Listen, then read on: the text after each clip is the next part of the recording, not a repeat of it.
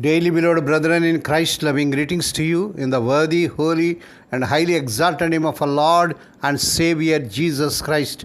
Today, July 12th, 2026, Sunday, Holy Trinity Church Ministries presents Daily Manna. Today's subject, Worship the Lord. Worship the Lord. Now let us open our Bibles and read a verse from John's Gospel, 4th chapter, 24th verse. God is Spirit, and those who worship Him must worship Him in spirit and truth. May God add His blessings to the reading of His precious word. Dear children of God, saints of God, Sunday is Lord's Day, Holy Day, Resurrection Day.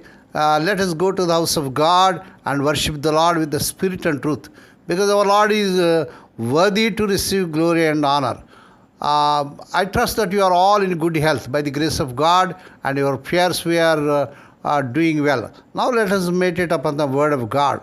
Lord Jesus is talking to the Samaritan woman at the well in John's Gospel, 4th chapter. She asks, should we worship on this mountain or in Jerusalem? John's Gospel, 4th chapter, 20th verse. Basically, what's the right location for worship?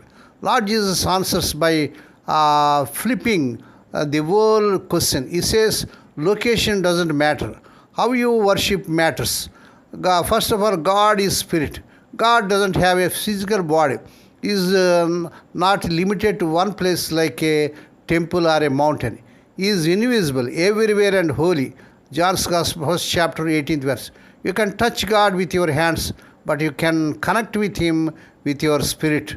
Secondly, those who worship Him must worship Him in spirit. Worship in spirit from your heart with sincerity, not just outward performance. It's not about perfect songs, perfect words, or perfect posture. It's about your inner person engaging with God. Romans 1st chapter 9th verse. I serve God with my spirit, Apostle Paul says. Thirdly, and in truth. Truth has two meanings here. Truth about God. Worship me as He really is, according to the Bible.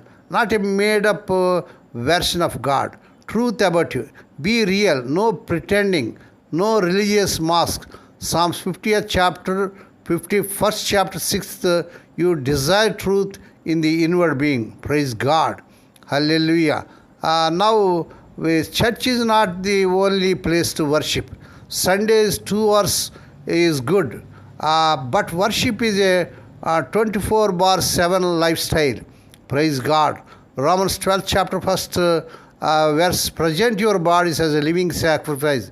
This is your spiritual worship. Washing dishes, doing work, raising kids, all of it can be worship in spirit. Second, God wants real, not fake.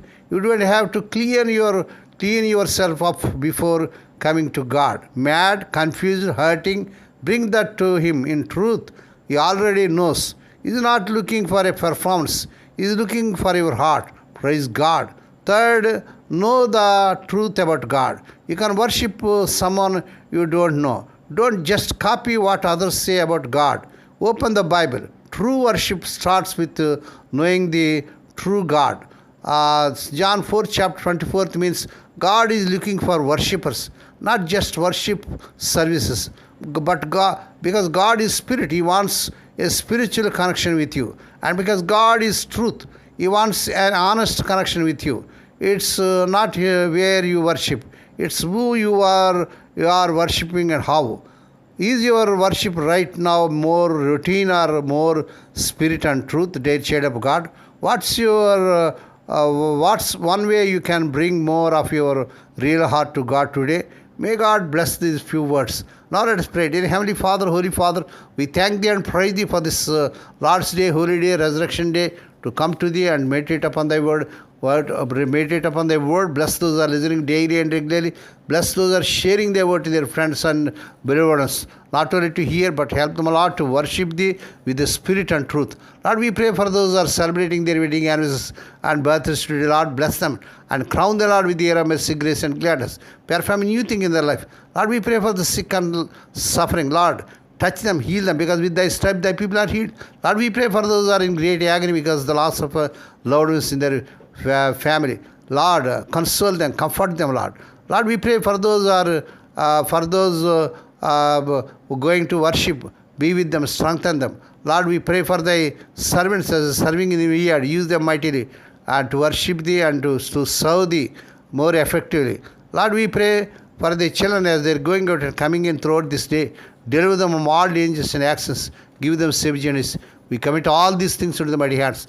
We ask thee and give thee thanks in the worthy, holy, and highly exalted name of our Lord and Savior Jesus Christ. Amen. The Lord bless you and keep you. The Lord make his face to shine upon you and be gracious to you.